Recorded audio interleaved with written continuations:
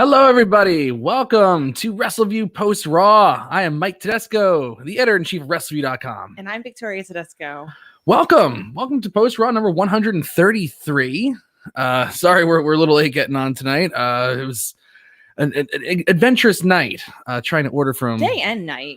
Yes, indeed. It's been a long weekend. It's been a long week. It's been a long week. But we are here. We're happy to be here, especially after the couple days we've been having. And we're here to talk about the final Raw before SummerSlam. My goodness. But before we get started, let's say hello to some people in the chat room right now. All right. Well, we got our number one fan, Quentin Walters, here tonight. Hello. We have Mr. V is here. He says, yo. Hello, Mr. V. We got Daniel Shale is here. All right. We got Goosey is here. Hello, Goose. Hi, everybody. We have King of Hueco Mundo. We have Nafis Sadat, our buddy. And we got CJ here. Got to hang in there for 1, 2, 3. And let's see who else. We have the return. All right. I saved him for last for this very reason. We have the return of the Wrestleview Fiend. Yes. It's been a while. Well, I don't know really if it's been a while. No, it's been a while. But like, we were off for like 2 weeks and then Yes. we were back last week and he wasn't there. But we have the Wrestleview Fiend. Andrew Elder is here. Hello, everyone. All right. We have Randy Torcola is here as well. All right. Mashoon Walls. Oh, Mikey Drip. Oh. This drip thing here. Oh my goodness. I can't. All right, everybody. Well, there's a lot of stuff going on in wrestling for sure. But the one of the big things that I saw that happened in wrestling happened a couple days ago, actually. And that is that Wrestleview has a brand new site. Finally, after all this time, finally happened on Friday. That's great. We finally got our site revamped. I cannot tell you how long. Bye, CJ. Bye-bye. I cannot tell you how long we have been waiting for this to happen. I can tell you that I started having conversations with Paul Nemmer about changing this website last May 2020. And we brought on the great and venerable, wonderful, shaved Adam Martin. Shaved. His head. He has no hair. He shaves his head now. Okay. No, he looks great. I mean, gosh, I wish I could look at that Adam Martin there. And he came on in September, and we went through many different iterations of what we wanted the site to look like. There's a lot of things that I wanted for the site. There's a lot of things that Adam wanted for the site. There's a lot of things that Paul wanted for the site. And we also brought in the great Jerome Weiland to help us out as well. And we came up with this. I think it looks great. I think it looks very modern.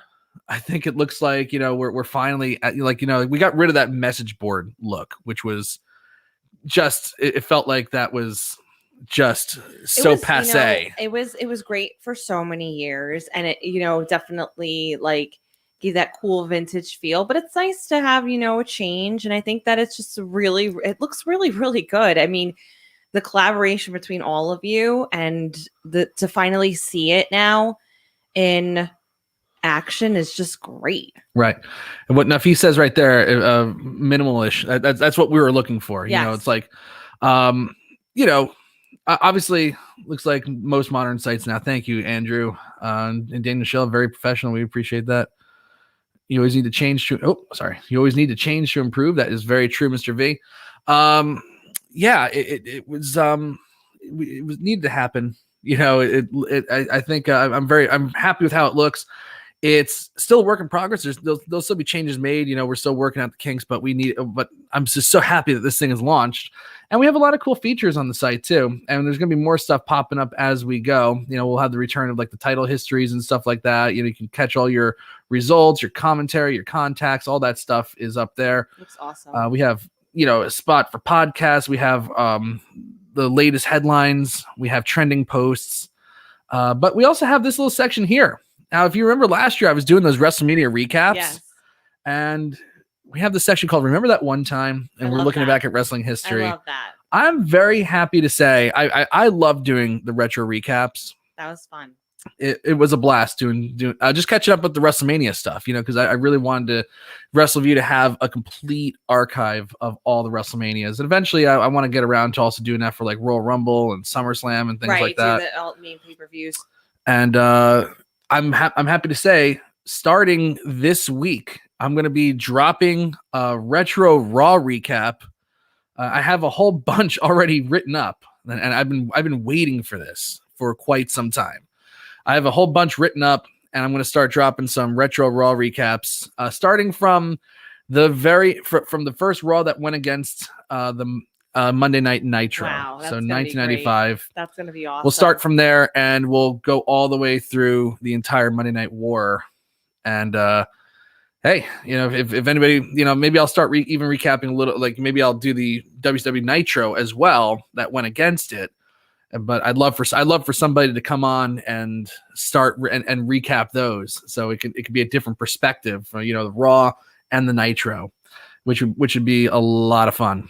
And Mr. V wants to help out with vintage pay-per-views. Absolutely. Look, here's a great question right here. This is the great question. Oh no, not yeah. Just the last half of 95. Then if it's not just last half. Can anyone write for Wrestleview? Daniel Shell asks. Corey. Never. That'll never happen. That might be worse than recapping Raw. I'm not sure, but God, I want to post an idea of Attitude Era versus Ruthless Aggression Era pros and cons. That's a cool little concept right there, Daniel Shell. I can help on maybe some that I do remember. That'd be cool. That'd be really cool. But going back to the original question, can anybody write for Wrestleview? Yes, we are looking for people to help out and work for the site. I'm putting it out here for our for our wonderful podcast audience here. But I'm going to be putting up an ad soon because it's a long time coming. Honestly, this site, for a long while, it was, I was taking the brunt of all the news, and Jerome was helping out. That's switched now. Jerome is doing almost everything, and I'm helping out when I can. I do the recaps. I love doing the recaps. It's tough to get all that stuff, to get all that stuff going.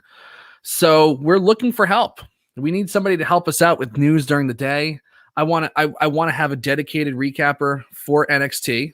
I just can't recap NXT anymore. I don't have the time. It's like, on everything else I do, trying to be, a relatively decent husband. I like to think I am. Although you were on the couch last week. Yeah, well, that was Daniel's fault. No, although you were on the couch last week. No, you were a very good husband. Yes. And father. Oh, thank you. Father. Thank you. Yeah, no, honestly, we need Impact. Absolutely. We need AEW Rampage. I will be recapping Rampage this Friday, but we need a recapper for Rampage. So even if you yourself are not like particularly into writing, but if you know anybody who's interested, being that we're all in this, wrestling world and community, I think that, oh, you did, Daniel. I love it. But yeah, absolutely. I think that it would be, if anybody is interested, and I am, and I know I've been saying this for a while, but I am going to be starting to do, and I do it intermittently. Some like gossip pieces, like some, like, how you see intermittently, like a story that's written by me about something that kind of happens in, the women's world, or even just in general with the gossip. I do want to write, and do a podcast on some of that stuff. So it will be coming. Again, same here. I'm busy. I'm a mom. I'm a wife, so it is hard. But to definitely get somebody on consistently would be really, really good to, enhance things. So I agree. And I also want to, as I do retro recaps, I also want to do some retro podcasts. And Jerome and I had a couple ideas to go back and forth and check out some really old pay-per-views. I think it'd be awesome, just putting it out there for Andrew Elder. I think it would be awesome for Andrew Elder to go back and give us some of his Memphis wrestling memories. Yes. Oh, he even just said it right here. I'm good for any of the old territories, remembering them. I think that'd be great to have Andrew Elder writing up some, classic wrestling history. Yes, indeed. Well, that's what it's for. It's like I want everybody to be able to share their opinions here. You just got to, like, if you share an opinion, you got to be sure I'm going to come back at it. That's just what I do. You got to be prepared that Mike might sleep on the couch, depending upon my opinion. Yeah, actually, could you share less opinions? That'd be great. That would be really great. Just kidding. But I Mr. V, I still think the table for three idea could work. Let's have me, you, and Dave just talk about old writings in life. I've been wanting to do that for so long, and now Mr. Dave Stevens, our esteemed former colleague, is now a daddy. I can't believe he's a daddy. So cute, by the way. A very cute kid. Very cute. And I think all our lives have changed. Like sometimes I think about those Wrestleview VIP days, and some of like our lives have changed so much in that time. I think it'd be great to catch up. Now that we're all at different stages in our lives. Quentin, I'll help you. You know what Quentin and I should do? Quentin, you do a write up, and I'll do the podcast. Okay. I think it's a great idea. But in all sincerity, I really hope everybody likes the new website. It looks great on desktop. It looks great on mobile. Looks great all around. Yeah. And we also need some help. It's because it's a brand new site. If there's any glitches, or if there's anything you see that, or if there's anything that you want to see on the website, let us know. Because right now we got Paul Nemmer working. So he's ready to go. He might potentially fix some things. So just let us know, and we can get some things going here. Corey, definitely. Yeah, Corey Howell's got all the good ideas here. JBL, oh my God. My disdain for JBL. So yeah. Yes. Thank you, Mashoon. Thank you. Yes, Mashoon. Thank you. It's nice, and I think that this would be fun. Victoria and Andrew collabing on a gossip column. I'd be down to do retro. Oh, absolutely. Yeah, absolutely. And just, Andrew said this before when Andrew was on for when we did the Raw, when we had our brawl. If you ever have an idea, or for you want to be part of a show one day or anything like that, or again, if you have an idea for an opinion piece, an article, or anything like that, please message us. We are, we are open to any ideas, any suggestions on anything. And it's just, that's what Wrestleview is about. It's about the community, and it's about, engagement and involvement of our viewers and listeners and everything. So absolutely. I think that'd be fun. And Daniel Schell, I can do a review of the life and times of Doug Lackey. That would read like that Jeff Hardy article that he wrote that one time. We love Doug here. Yeah, we do. There's a thing with Doug, and I love Doug. I just want it out there. I just want it out there. Me, Andrew, and James, and Jerome, if he's in. All right. I like it. I like it. All right. All right, we got good stuff coming. Mr. V, I just need to get back to writing for my personal health, possibly. I think, Mr. V, you write something. We don't have to review it. I'll just put it right up there. I'll put it right up there. You are trusted forever on this website. I love Quentin. He'll be part of the show. 2 cardboard cutouts of both Victoria and Michael. I like it. And again, like getting back to Andrew's idea of, retro podcasts, on old days of wrestling and stuff like that. You don't need to do a podcast with me. We can always work out a thing, where somebody just does a podcast on their own or whatever you want to do. We can figure stuff out. Yes, I think there's a lot of room right now to just try some new things. I'm down to try new things. I want Wrestleview to get with. I'm happy that we have this website. I'm not down on what we had before. What we had was a nice design, but it wasn't 21st century. I want Wrestleview moving forward in the 21st century. We're getting this website back to where it needs to be, and a powerhouse. So let's love it. Let's get it back, and we can use all your help because we have some really creative people. We have some really knowledgeable people in this chat room. Oh, we do. That's why I want to put this out there first before we do any advertising for jobs or anything like that. You know how I think this is a great one. You know how we always like within our job, it's always like, oh, they talk about in-house versus you guys are the in-house first. So that's right. That's right. Wait, no, who was it? Daniel Shell. No, Nafis said something. I could be guest to talk about anything but Raw on the post-Raw show. Nafis, same here. Smart. I know. Yeah, we all want to be there. We all definitely want to be there. All right, everybody. Let's so I'm really happy everybody really likes the site. Let's talk about Monday Night Raw from San Antonio, Texas. Well, this show is not as exciting as the brand new revamped website. Honestly, like I don't really need to revamp everything. That's why this I mean, Raw needs a big swift kick in the rear end. It's you know what's interesting. This is the SummerSlam's this weekend, right? It is. Yes, no, it is. It is. It's a rhetorical question. No, yeah. I'm asking. It is. Oh, it's this Saturday. This was the go home show, right? Yes. Okay. Well, sorry. I'm being honest with everybody. I watched intermittently the show. So I obviously will put my input on a lot of the things that I did watch and the things that I, did. Mike will take care of, but not to start a war again about last week, with everything with WWE, but I've noticed a lot recently, and not just on like a TNT channel or even other things, but just in general with social media and other networks. Again, not TNT, because TNT's their network, right, for AEW. Right. I've noticed a lot of buzz and a lot of news about AEW, and there's kind of a shift going on right now. And again, my personal opinion, I think WWE will always be at the top in terms of their, because of their longevity and everything. Correct. But there has been a lot of talk about AEW, and it's very interesting. It was just weird. Like after that kind of like whole thing happened last week when we were talking about WWE and AEW and the things that, WWE we're talking about just in general. But the news has been doing a lot. It's mainstreaming a lot, AEW. It's getting a lot of attention.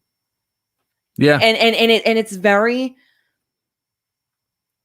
just in general, it's just very interesting to me how that shift kind of happened. You know what I mean?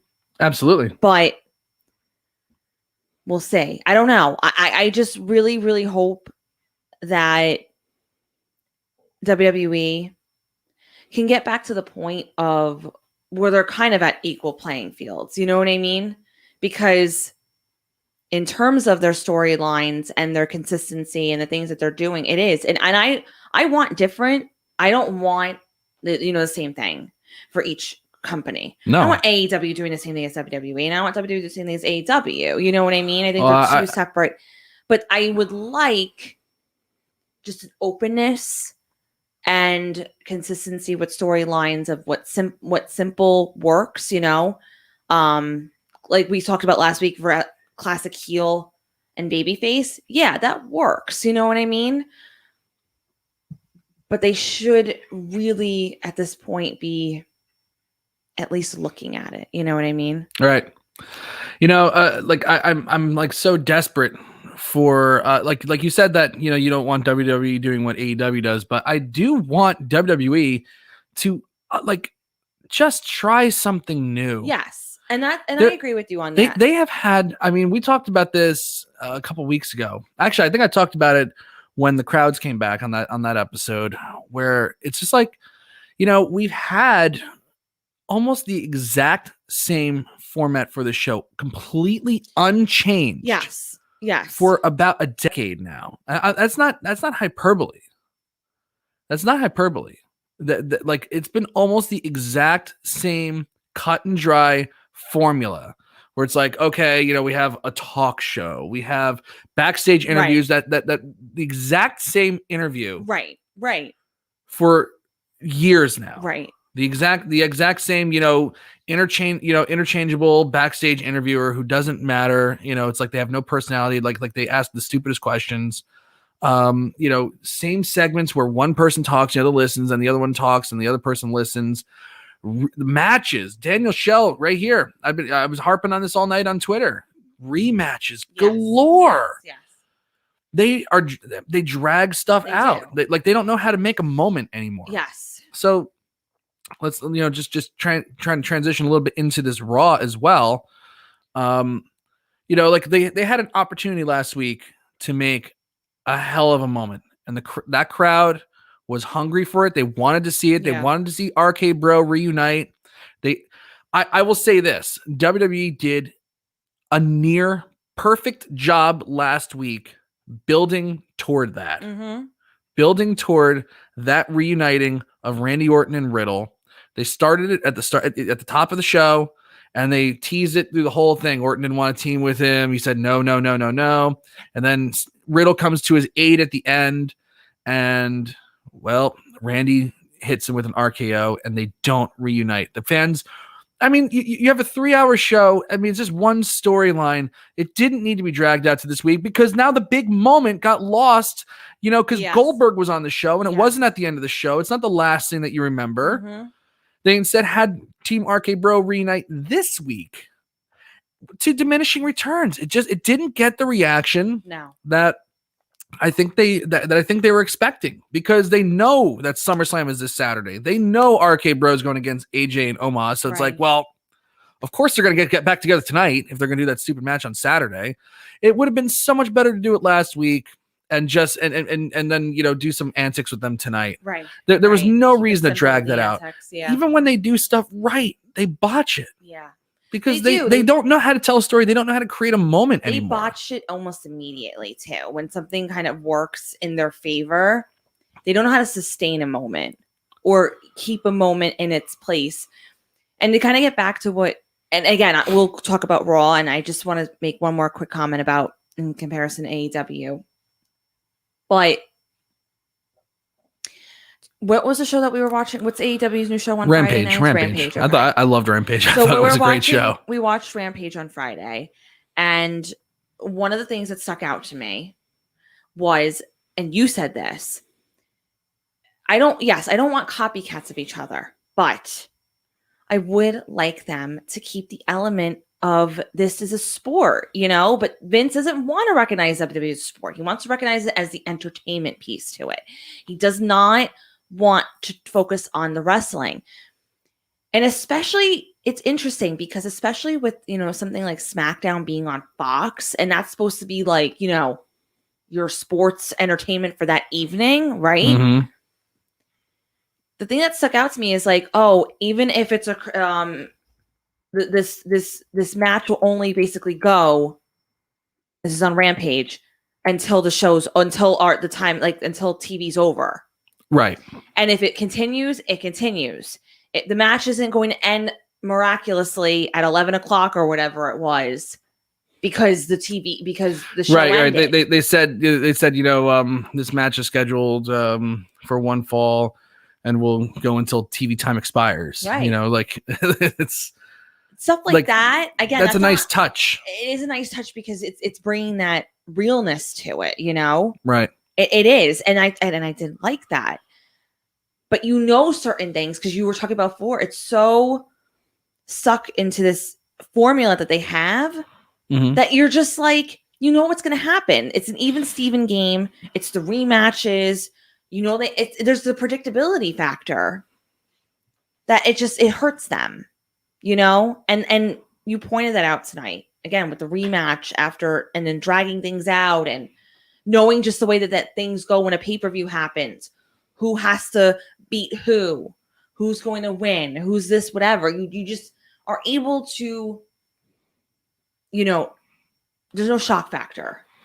Right. And I don't mean shock factor in movesets. We've seen that over and over again, that people are killing themselves, with suicide dives and, jumping off the top rope and things like that. I don't mean like that. There's definitely still shock factor in terms of those things happening because they feel the need to kill themselves in order to entertain you. but these moments aren't sustaining at this point, and it's a problem. It's a problem. And tonight's show showcased that. Yeah. I mean, every Raw, it seems like it showcases another bit of weakness of that this company has.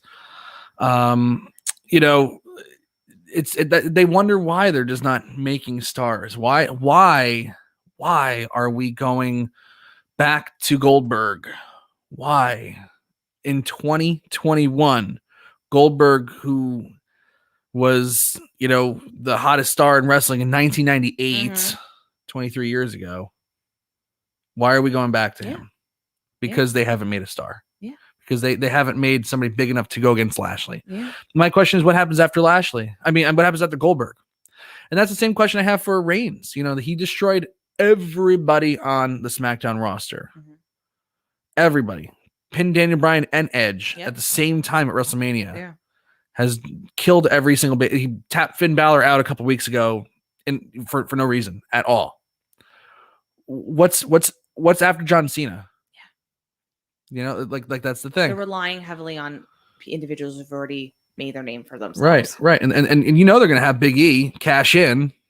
He'll cash in eventually. Which is great. I don't think he wins. I think they want him to have a giant, you know, multi-year reign. I think they're gonna try for multi-year reign, which is not a bad thing. But you can't do that in an environment where they have a brand split. Yeah. Because it's just there's too few people to face him. Yes. Now they're going to do a WWE draft and switch a couple guys over for him to beat, and then what? Right. You know, it just keeps going on. Anyways, so we'll finally get into. I mean, we kind of talked about a little bit in the beginning. That would be good. Yeah. That would be good if they have Big E cash in on Raw. That'd be good. So anyway, you know, they're not building stars. They're having a lot of trouble with that. They can't make a moment. And it's just, you know, like I watched this show and it's just like, man, like I've seen this. I heard the script already. They started the show off the exact same way they started off last week, you know, with Randy Orton coming out and teasing dissension, you know, like teasing that RK Bro isn't getting back together. Oh, great. We come back. We have Riddle versus AJ Styles.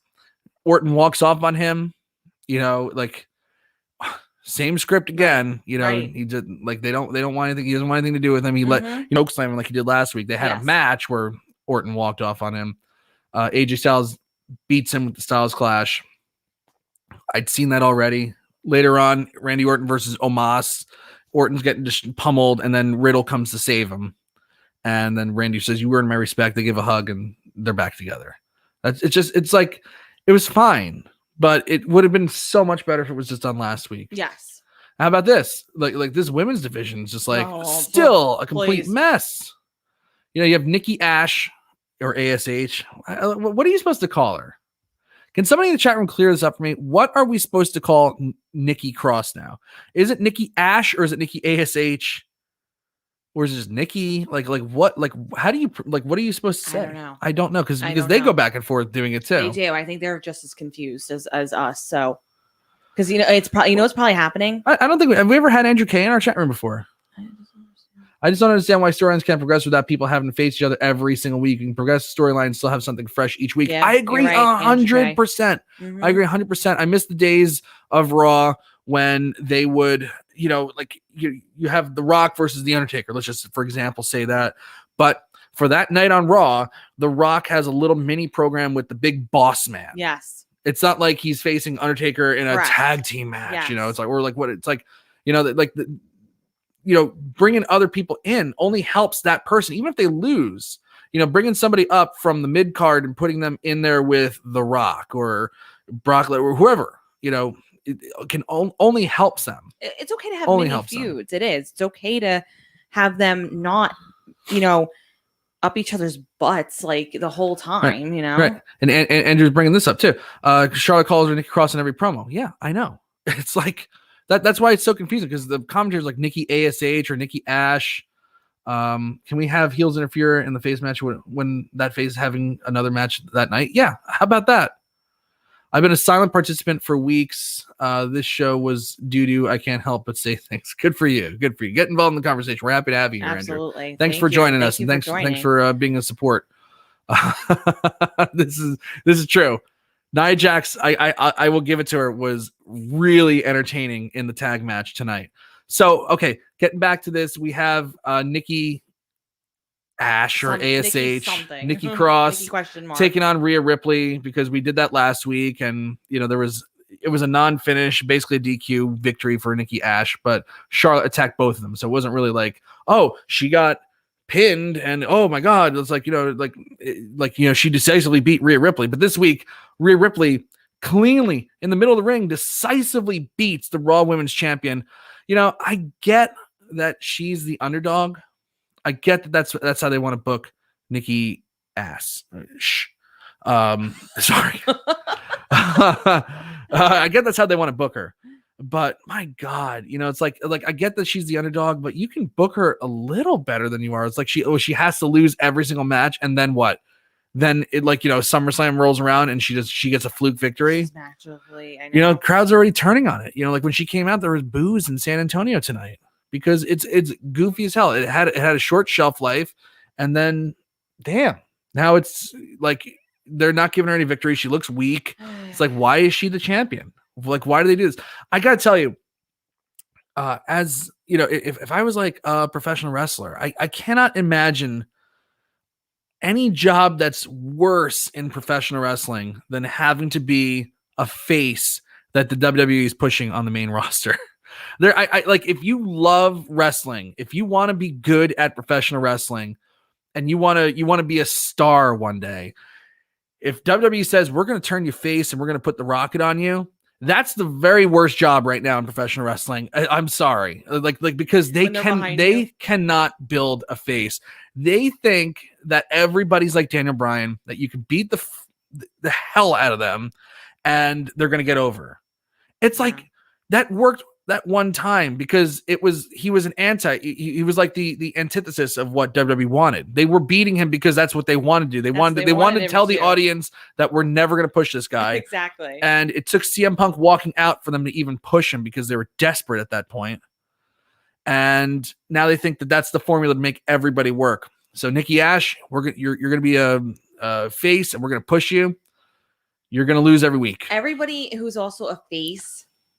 And I think back to Drew McIntyre, your face. We're going to give you a sword that you can't use. I always think of Stone Cold when I think of a face, and I think of, but I don't think of him in terms of. I compare him and John Cena, and here's why.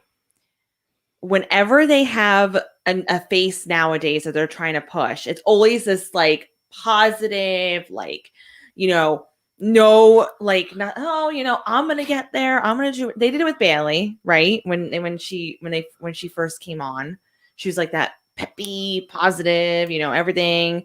We're gonna make her like, and people were calling Bayley like the next John Cena, right? Like in terms of her personality and everything else. They did it with Roman Reigns when he was getting his ultimate push in the very, very beginning, when they kept that Jack and the Beanstalk. You'll never forget that Jack and the Beanstalk promo, right? That he had, because it was very campy and hokey, like something like John Cena would say. But no, John wouldn't even do that. No. But what I'm saying is like they want to make people like that, or like, he's this ultimate face, he's not going to whatever, but it's not going to happen. But Stone Cold wasn't this campy type of like positive individual who was his face for all those years. Never. That's not how he was. He had an edge to him, and he had aggression. So, he was organic because he didn't have to, but you don't have to be campy or like, ooh, yay, I'm going to win. I have a positive attitude in order to be like this face in the company. That's not what being a good guy is. It's still like you're still maintaining, your whole development as a wrestler. Like you're still like, or a person. Right. So if you get angry about something, you could still be a face. You don't have to be like, oh, it's okay. Like if you lose, like you're supposed to just like brush it off, like, oh, it's all right. Right. That's not the way it goes. Yeah, it's really tough. I had something I wanted to say, and I just totally slipped out of my mind. Sorry. But Yeah, I watch like these the promos like you're saying, like it's just like nobody seems to care. It's just like like you mentioned Stone Cold Steve Austin, he didn't come up with his own storylines. So like you need creative for that. Like but you need creative to put you in good situations. You don't need them writing your promos. Like I don't watch AEW every week, but every time I tune in, I feel like everybody has a unique personality.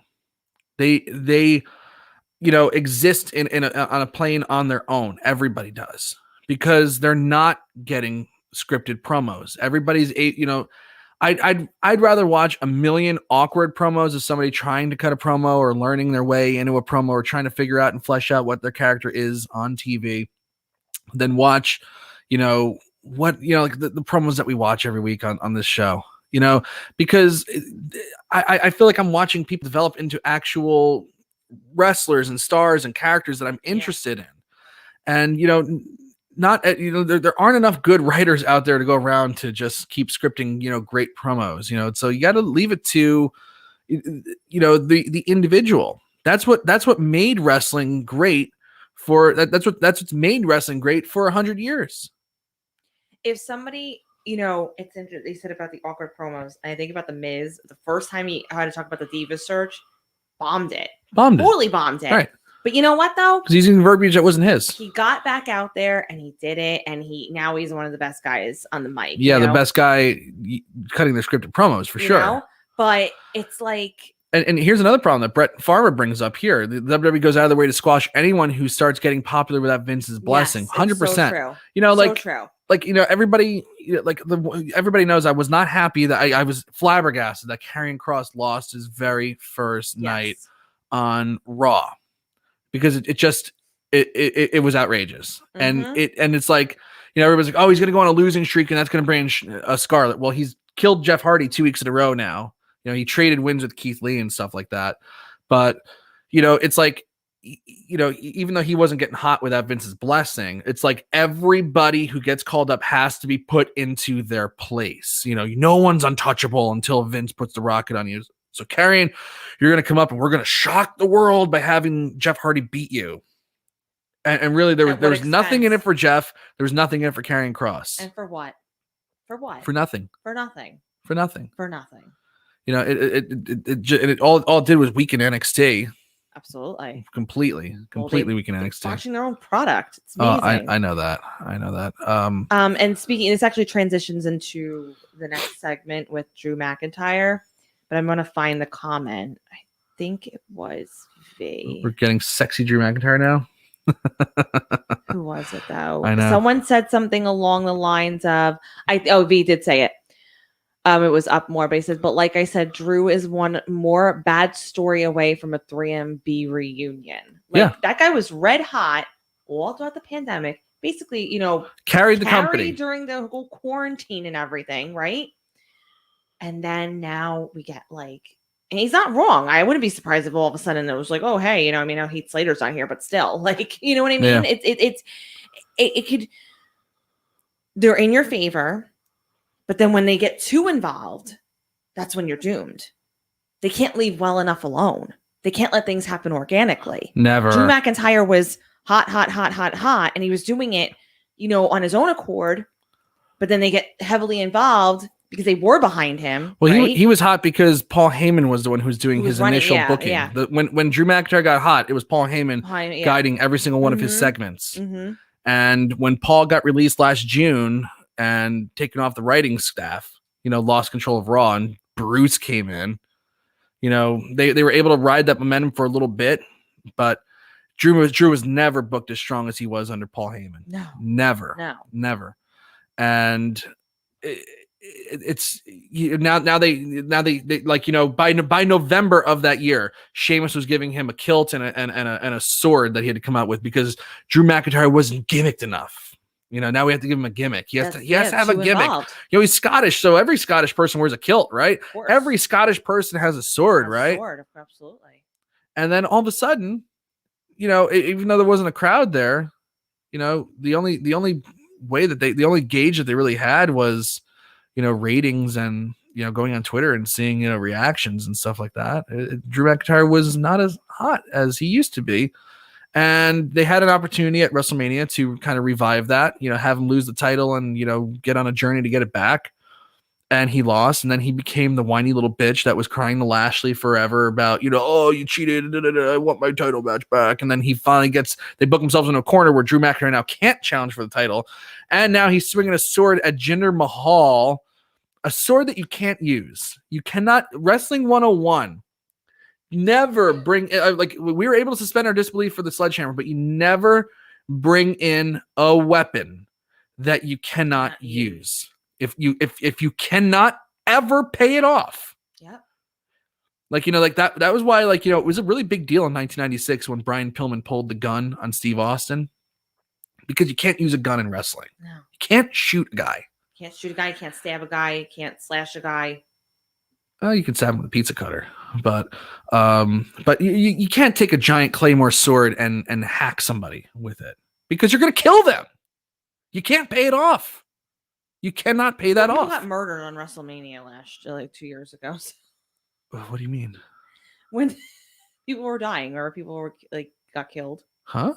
No, I don't know. When they jumped off the Money in the Bank. Yeah. They threw him off the building. So I guess if you can survive that. Murdered, yeah. But literally, and I set somebody on fire. So of course you can. But those are all camera tricks that they did. You know what I mean? In the Thunderdome. I know, you can't do it in front of a crowd. In wrestling, absolutely. What's he going to behead Shanky and he's going to come back the next week? It's like, come on. I know it is. It's ridiculous. It's horrible. That's what I'm saying. That's how outlandish it is to, like you said, bring in. They actually had another opportunity to revamp McIntyre when he destroyed Shanky or Veer, whatever the guy's name is, with the chair. And it's like, oh wow, Drew McIntyre's got his edge back. And then it's like, oh, Angela, my sword, and Karma's a bitch. It's like, oh, well, whatever. You're not gonna kill anybody with your stupid freaking sword. Put it away. You can't. You can't use it because really, then confiscate. Because then you're not a face anymore. You're a murderer. You're like, it's crazy. You're not even a heel. You are a straight up right. murderer. You use it, you're going to jail. Like it's that simple, man. It's that simple. Oh my gosh. Anyway, I like that. That's just more stuff that I just don't understand. I also don't understand like why you have Veer and Shanky at all. They've literally played no consequence in anything ever for, and amazingly, one of them, I forget which one it is. I think it might be Veer. Let's see. What were you going to say though? Yes. Okay. So Veer, Rinku Singh, was if they had any fucking if they knew how to make a star, if they want to have the next Indian star, like I'm not saying that Veer is like going to be like this great wrestler and could do it, but for God's sake, the guy has an amazing backstory. That movie, that Disney movie, you remember where they advertised that $1 Million Arm? Yes. And it was about MLB looked for some, for like a big talent in India, and there was this kid that was throwing like 100 miles an hour. I do remember that. Yes, that was Veer. Veer was signed, in Major League Baseball.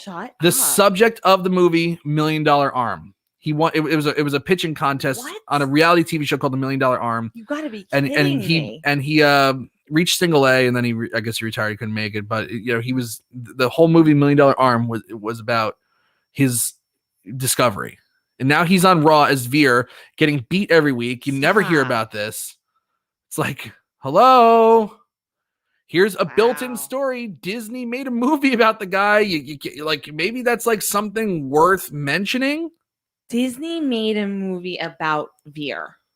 Yes, because he's the $1 Million. Wow. Yeah. Wow. Yeah.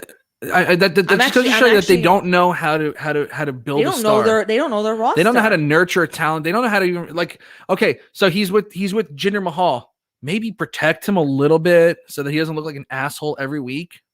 They think that, we'll make everybody look like an asshole, and then we'll give them a good push for 2 weeks and it'll undo everything. It doesn't. It doesn't. That stuff stays.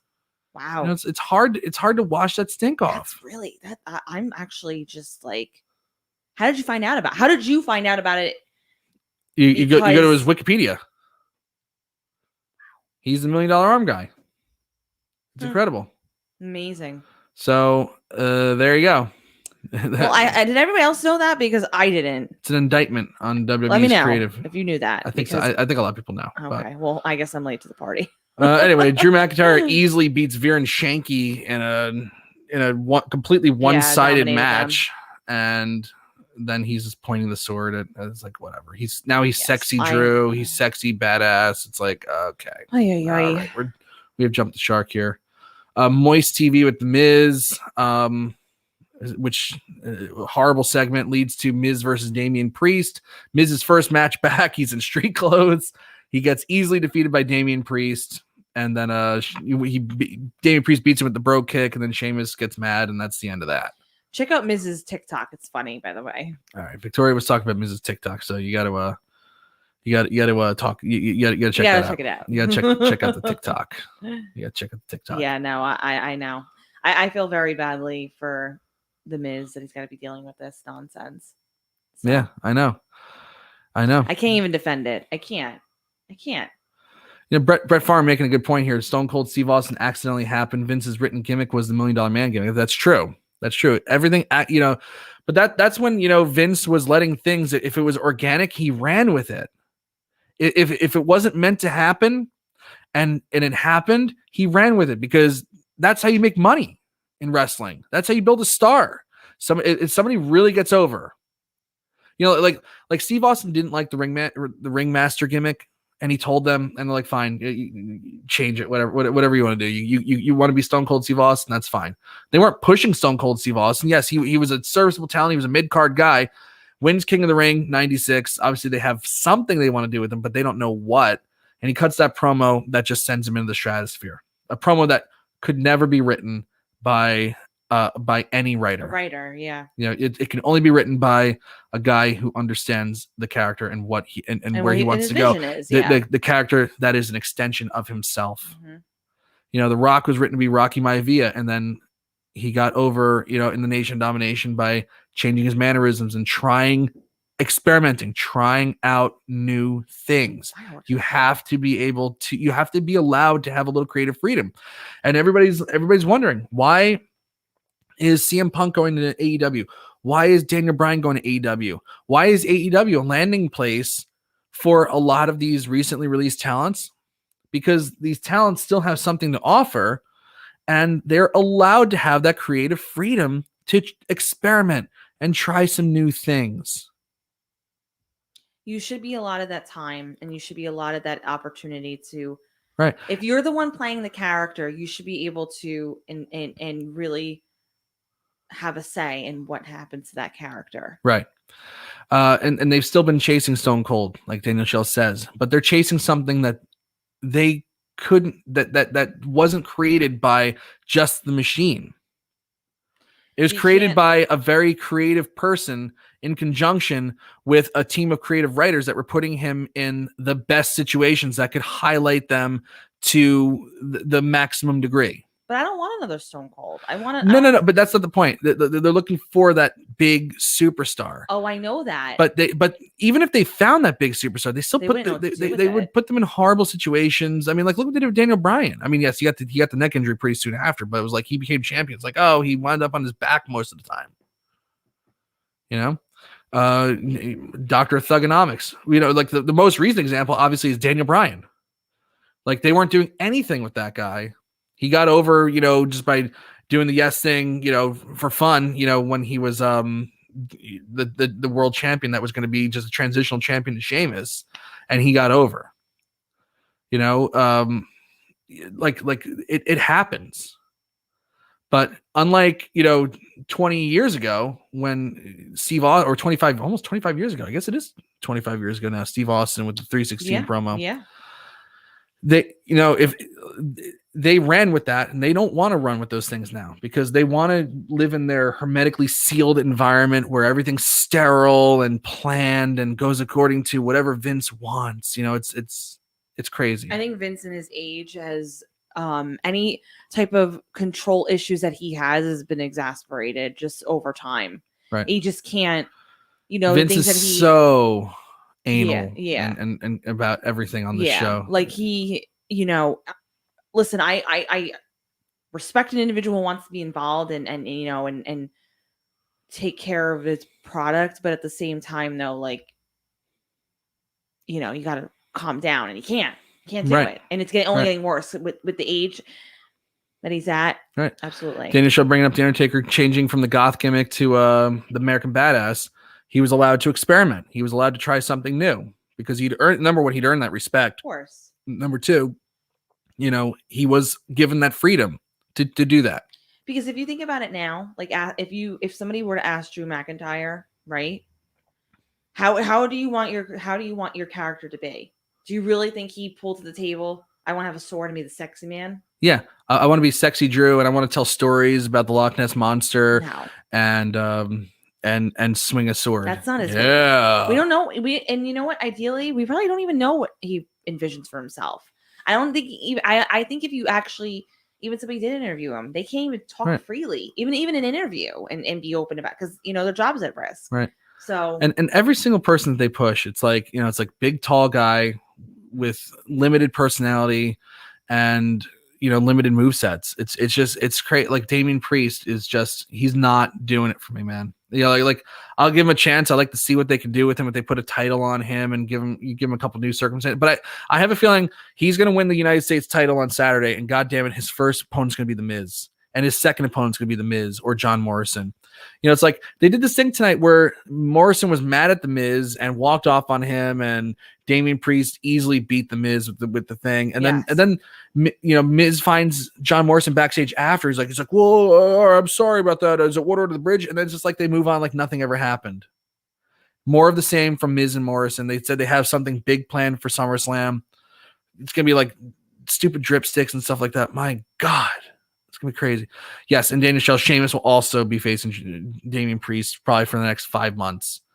But man, you know, it's August. It was August 16th that Raw was on. Now we're past midnight here on the East Coast. Now it's August 17th, which is my brother's birthday. Happy birthday, Mark. But they started that feud in the Royal Rumble in January with Damien Priest against Miz and Morrison. Yes. January. Yeah. And it's August 16th, and we're still doing this. You got to be kidding me. You have to be kidding me. And then they wonder why this guy gets no reaction coming out whatsoever. You know, like why did that thing that we did with Bad Bunny not pay off in spades? Well, maybe because you beat Damien Priest the next night on Raw after WrestleMania, and you've only had him going against these fools for the next couple months after that. No other. Good Lord. You know, the Alexa Bliss stuff. Okay. So, you know, like I just said, like, you know, they don't really try anything new. This is trying something new, and it sucks. You got to move on. Like not every single idea is going to work. It's not. Keep trying things, but the Alexa Bliss stuff is the most god-awful garbage shit on the planet. It's the worst. Listen, there were things that Heyman was doing when he was involved. And again, I overall like Heyman's involvement, but it didn't work. Right. Like Mike Kanellis and Maria Kanellis, you know, being a cuck and stuff like that. Like that stuff was just weird. I didn't like the Lana Lashley stuff, you know. The what? The Lana Lashley stuff. The Lana Lashley stuff didn't sucked work for me. Because it was just like Jerry Springer TV. But at least it wasn't something where it's like, oh, here's magic happening right here in the ring. Of course. Lily winks. Of course. Oh my God. Absolutely. I mean, it's stuff that you could easily Horrible. Those things you can easily like phase out and not forget completely they ever happened, but you know, with this stuff, it's a lost cause, and I really genuinely don't know anybody like me personally who actually like real people that aren't who aren't over 12 years old, like who like this. Yeah, I know it's tough. You know, and now they're going to do Alexa Bliss versus Eva Marie.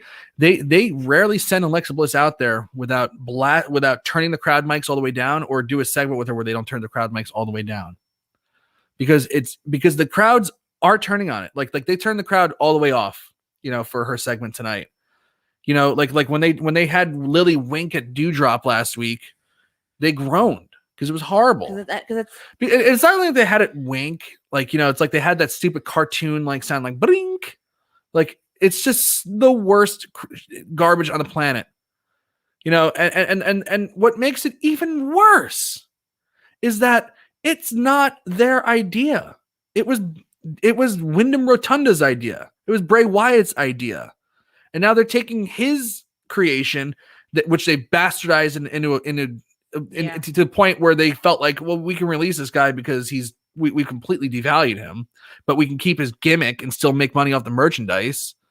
And they're keeping it on her. It's insane. It's insane. You know, like even like, you know, like they're gonna try to pipe in cheers and stuff like that. I hope everybody in Las Vegas gesticulates and shows that this is not a working promo. This is not a working gimmick here. You know, like the same thing. Like, you know, they sent Goldberg out before the commercial, and then we come back and there's loud, thunderously loud Goldberg chants. The problem is they were showing a wide shot of the crowd and no one was moving. It's like some of that Thunderdome stuff is sticking around. Yeah, which you said it was going to happen. Yeah, you said that was going to happen. That they were going to pipe in noise when they needed to and turn off crowd noise when they needed to. So. Right. Mace and T-Bar. I don't know how they survived. I mean, like, you know, I don't know how they survived the cuts. I have a feeling that if Mace was ever cut, he's out of professional wrestling for good. I think if T-Bar were to get cut by this company, it'd be the best thing that ever happened to Dominic Dijakovic. He's got to get out of this company.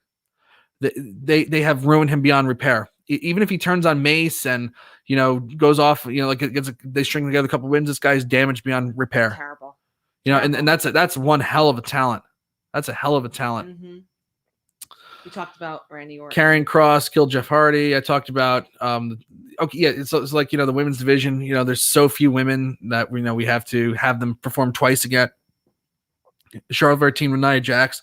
Nia Jax was so much fun in that match. You know, slapping her butt, doing the stink face. She's another funny one on TikTok, by the way. So she is actually, she has a great personality. She does. And she does. I like that, like she's kind of moved into that spot where she just doesn't care. Like she's not being pushed. I don't really care. I'm going to come out with my regular hair. Better for her. Yeah. I think, and first of all, I think she looks fantastic. The best thing that can happen to you in WWE is if they stop caring. And they stop. They like if you do your own thing a little bit, they're like whatever. It's like, you know, we're not pushing you anyway. No, she's really entertaining on TikTok too, and it's funny. The sticks that she was doing tonight, I would love to see more of it. I just want to see more of that personality because that's like her, you know, it's her personality. She's silly, she's goofy, she's out there, you know. So yeah, absolutely. And that leads us to our main event segment with Goldberg and Bobby Lashley. Straightforward face-to-face thing. Goldberg gets the spear on Lashley because he's losing on Sunday, obviously, and Goldberg goes to the back with his son Gage. I gotta say, you know, what, like, you know, it's amazing, you know, the transition, you know, kids go through where, like, you know, when they're just like a little you know, kid in their awkward stage. I mean, Gage is he's a good-looking kid. He looks like he could be a wrestler. Yeah. Really toned. It just happens too. And I mean, it doesn't just happen, but there is that moment where you notice you're like, oh, and then they're like, oh, okay, they look very different now. Yeah. It's interesting. I was like, wow, another Dominic Mysterio here. Yeah. Except probably if he learns like 3 moves, he already knows one more than his father does. So it's kind of amazing. But honestly, this show, you know, with SummerSlam just 5 days away on Saturday this year, Saturday, it was happening. I have almost no excitement about this show after watching this presentation tonight. I don't know how anybody that works in the back, I like when Goldberg's music hit at the end and people are patting Vince on the shoulder, like, all right, boss, we did it. Another show. We did it here in San Antonio. We did it.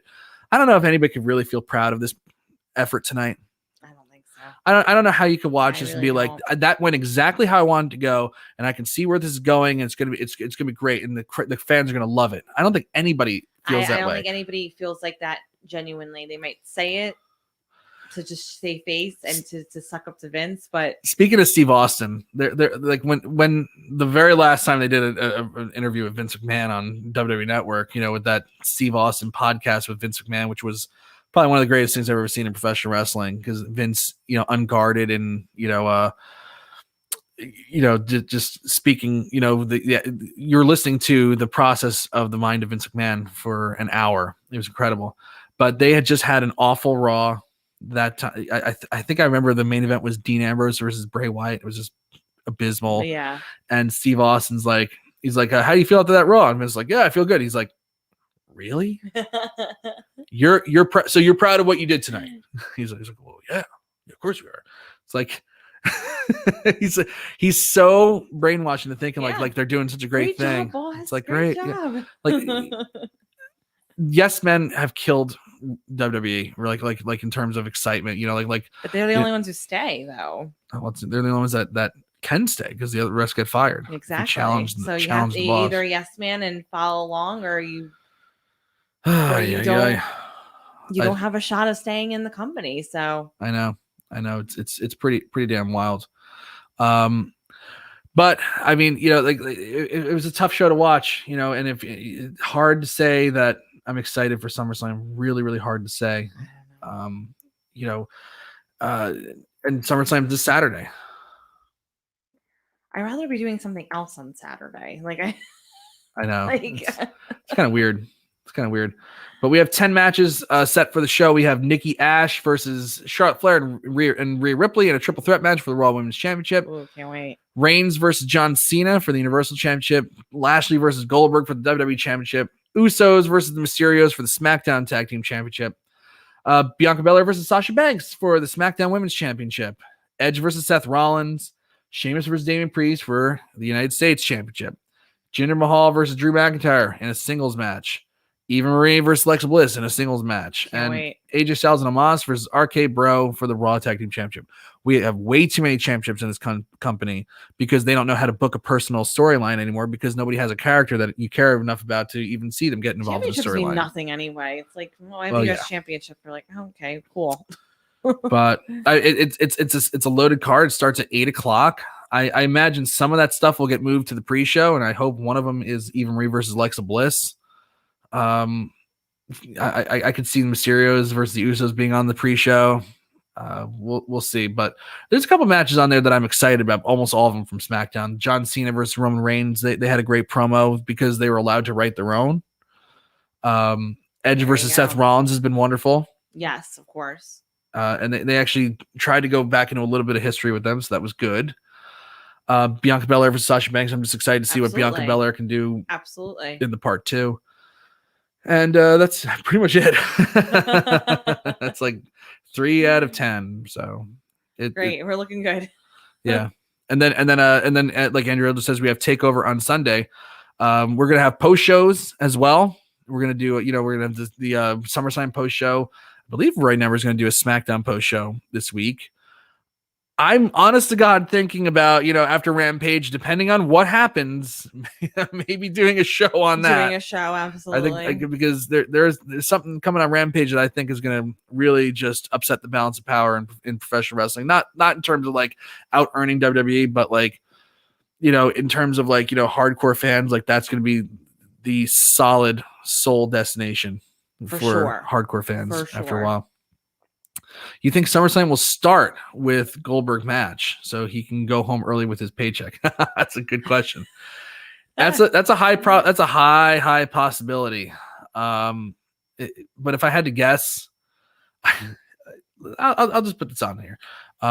Yes, I think that'd be a great idea to have Josh, if we do a Rampage show, to have Josh come on for that if he can make it. Forget Josh has a real job.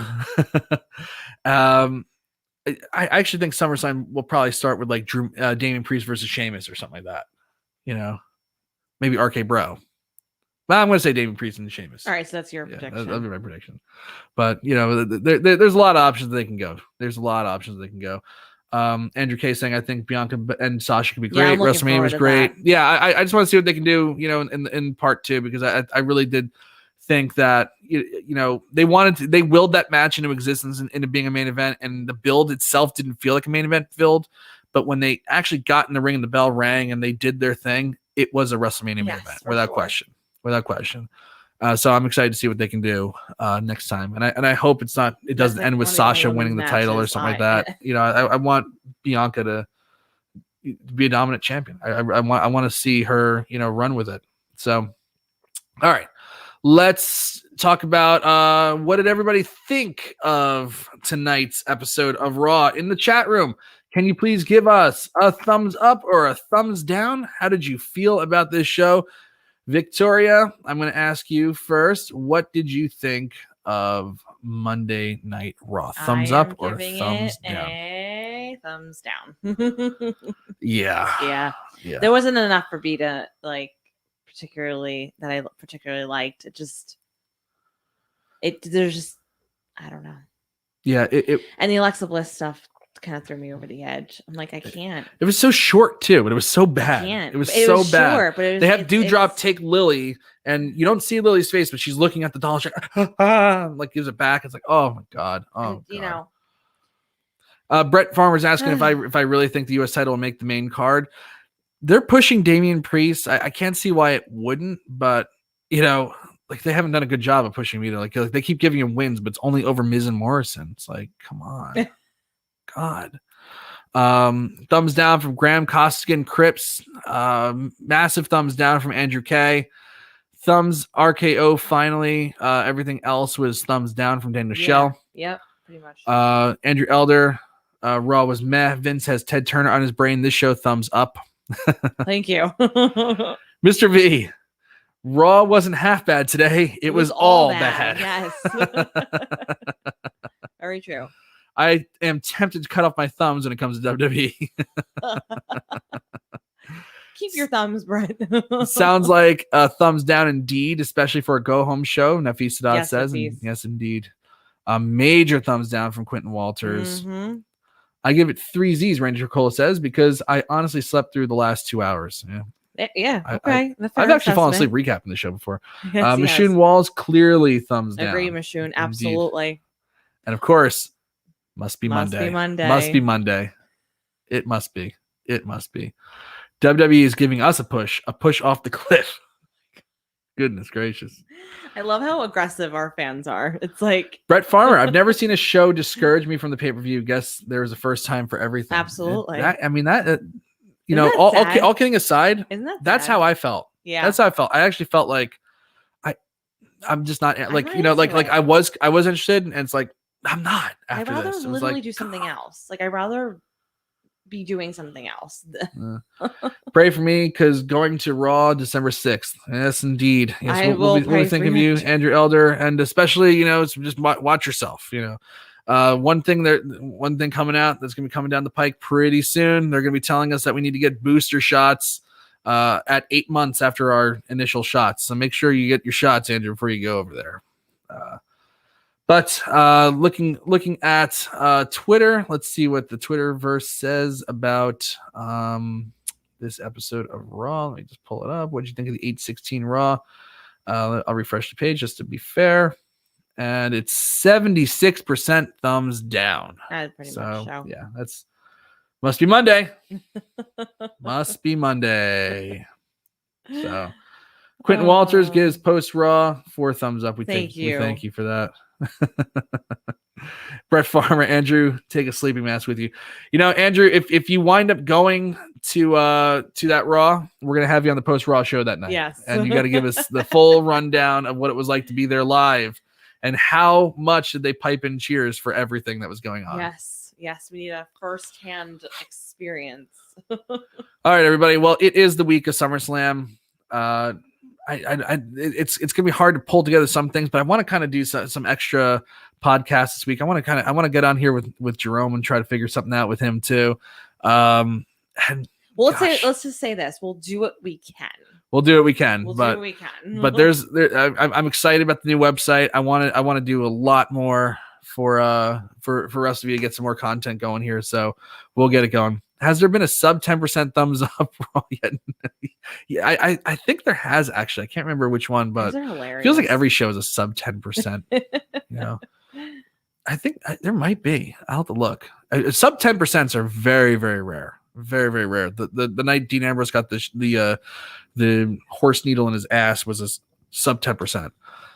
One of the all-time worst Raw shows ever. Oh, I know. I'm not disputing that. So anyway, I'm Mike Tedesco. We're gonna get out of here. Maybe we might have Victoria on SummerSlam post show this Saturday. You'll have to tune in to find out. I want that to happen. I think that'd be great. All right. I'm Mike Tedesco, the editor-in-chief of Wrestleview.com. I'm Victoria Tedesco. Thank you so much, everybody, for joining us. And stay tuned. We'll have a lot more content on this show coming up. So have a good one, and we'll see you soon. Be well.